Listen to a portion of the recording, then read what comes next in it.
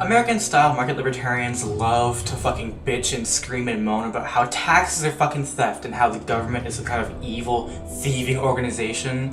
I can see the point. I can see why they would think that income tax is theft. I don't agree. I think it's fucking stupid.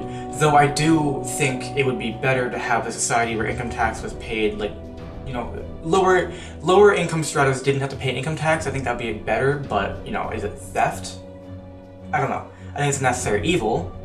I don't think relying on the good graces of other fucking people, relying on donations to pay for things like healthcare, things like infrastructure. I don't think charity, private charity, is a better solution than taxes. Yes, government is inefficient. Yes, government doesn't spend properly. Yes, government does allocate funds fucking weird, especially in certain countries. United States, who spend, what, $700 billion in your fucking military? Yeah, sure, so government sucks at allocating funds properly.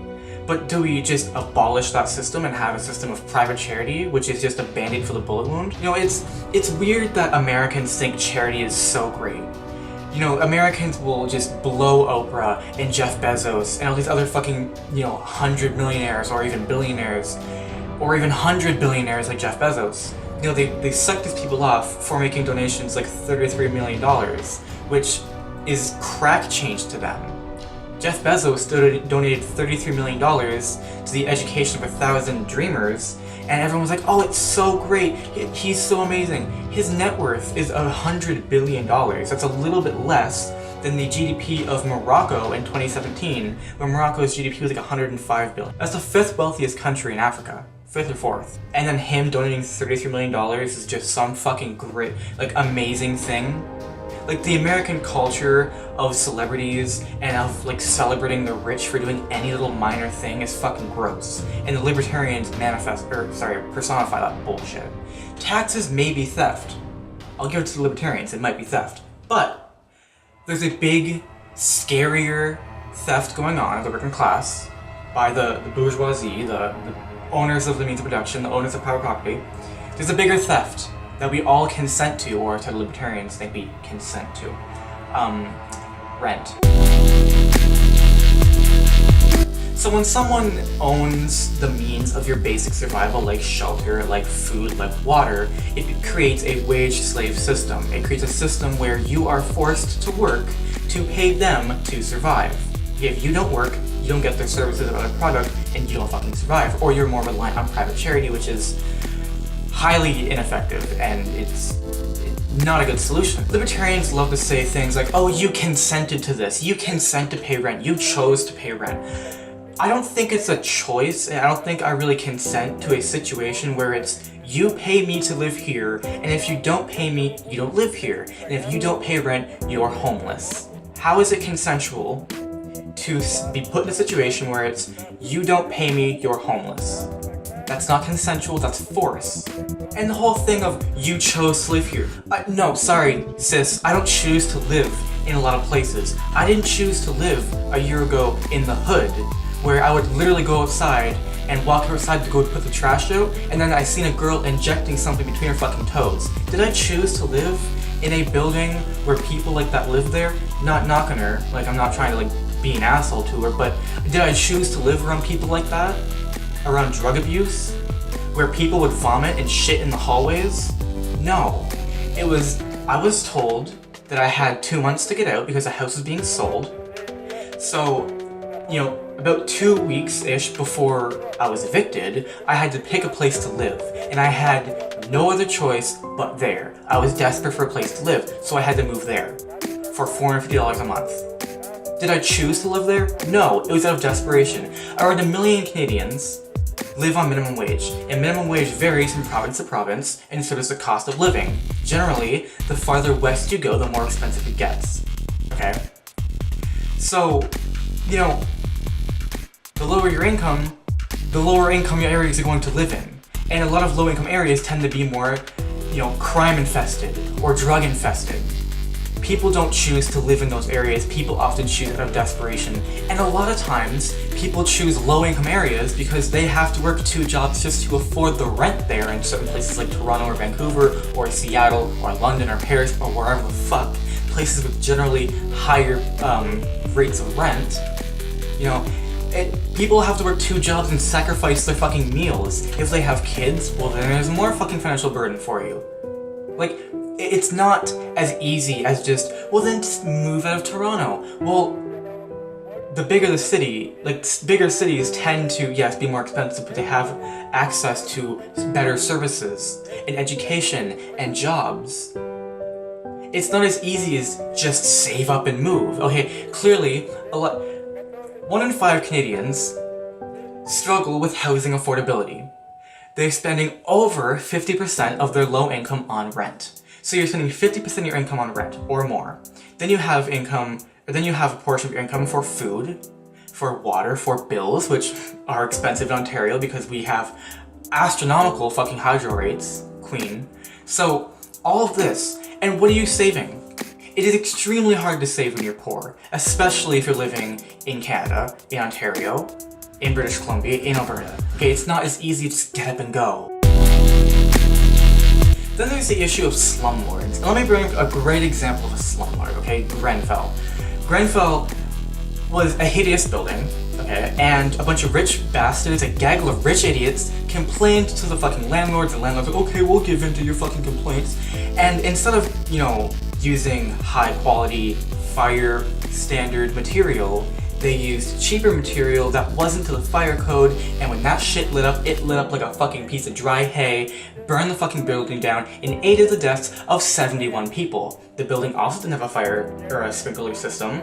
2/3 of the fucking gas pipes were exposed at the time of the fire, and they were only forced to cover them by the city, or by regulation. So, shitty fucking landlords, who don't give a fuck about you, who are forced to do things, and who use shitty, cheap materials to upgrade buildings. Why would I pay rent to them? By the way, of around the 200 units, the fire was in June 2017, sorry. You know, by October, 28 units of 200 were relocated. Okay, and that becomes important for the next segment, the homelessness. I have my laptop here, so if the lighting is weird, I apologize. I can't remember these fucking numbers, it's a lot. Okay. January 1st, BBC reported that of 276 local councils, 216,000 homes across the UK have been empty for 6 months or more, 11,000 for 10 years. Okay? The Guardian reported more than 300,000 people in Britain, equivalent to 1 in every 200, were officially recorded as homeless or living in inadequate homes, according to figures released by the charity Shelter, but also Freedom of Information Act. And this homelessness rate doesn't cover people who were like couch surfing and shit, but I'll get into that in a second. Using official government data and the Freedom of Information from local authorities, it estimates that 307,000 people were sleeping rough or accommodated in temporary housing, bed and breakfast rooms, hostels, or whatever, an increase of 13,000 from the previous year. According to Canada Without Poverty, an estimated 235 people in Canada experienced homelessness in 2016, and 1 in 5 households had issues affording rent, spending 50% or more of their income on rent. Business Insider reported that at the end of 2016, census numbers show that 8.69% of homes in Canada were vacant, about 1.34 million.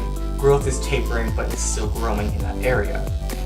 So you have more than enough homes to house homeless people or people struggling to afford. We live in very wealthy societies. We have more than enough money to help supplement rent.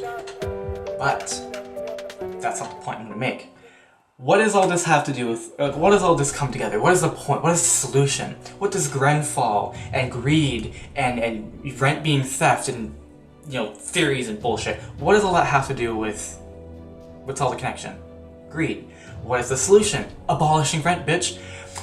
Make it so one person cannot own 2 properties. Make it so one person cannot profit off of another household. So let's say I own a house, I have 5 people living with me. If those people are paying $400 a month for bills and shit, that's fine. But if I'm profiting off of those 4 other people, that's theft. I cannot own 2 properties and that other property be off of, profiting off of them. If I have people living with me, paying rent, that's fine, because I'm not profiting, they are paying their fair share. After you abolish rent, you give home ownership to the people renting the homes. And if you're in an apartment building, then what do? Well, you give the ownership of the apartment to the people owning the apartment, and the building is collectively owned by a community. So this is where Grenfell comes in. If you have an issue with like Grenfell, I'm not going to go over it again, but if you have an issue like Grenfell, that wouldn't be a thing. Because instead of chasing a fucking landlord, which the conservative government cut legal aid, so people of Grenfell had an incredibly hard time getting legal aid to chase the landlord of Grenfell, who owned the building, or the people who own the building. Instead of having that situation, it's the community who owns it. They know the problem, they face the problem, they can solve the problem. They can appeal to maybe a government or the ministry or whatever to have funds to fix said problem instead of chasing the landlord. Okay, at that point, it abolishes the issue of slumlords. It then frees up a lot of income for poor families who are struggling to feed their kids or feed themselves or give adequate clothing to their kids or not live in areas like in the United States or around the world where they have low-income housing around chemical plants or dirty fucking refineries and factories. It helps get rid of that. Okay, the issue of homelessness is so easily solvable. Okay, but the issue is capitalism. The issue is greed. We can solve all these issues, but as long as capitalism is a system of economic growth or economic prosperity, quote, prosperity, okay, it's never gonna fucking happen. Because greed, at the end of the day, fuels capitalism, and greed is, at the end of the day, what fuels this problem. We have more than enough homes to give to people. We can abolish rent and free up over 50% of the low-income Canadian income. Shit. But because of capitalism, because of greed, because of the theft of the fucking landlords, that won't fucking happen. So you can thank your landlord, for being poor. You can thank the capitalist system, you can thank the shitty capitalist government, you can thank the wage slave society that we live in. Landlords help aid in our poverty. So fuck them, they're thieves.